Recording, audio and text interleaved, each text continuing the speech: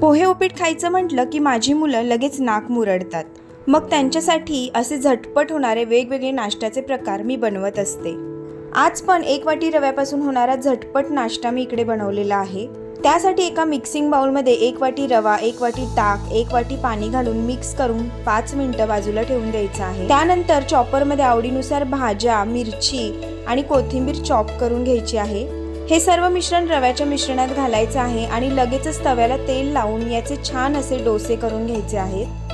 हे डोसे नॉनस्टिक तव्यावरतीच करायचे आहे, नाहीतर खालून चिटकू शकतात। एका बाजूने व्यवस्थित खरपूस भाजल्या गेल्यानंतरच दुसऱ्या बाजूने हे व्यवस्थित भाजून घ्यायचे आहेत। या डोशांना अजून छान बाइंडिंग येण्यासाठी तुम्ही याच्यामध्ये अर्धी वाटी तांदळाचं पीठ किंवा अर्धी वाटी बेसन सुद्धा ॲड करू शकता।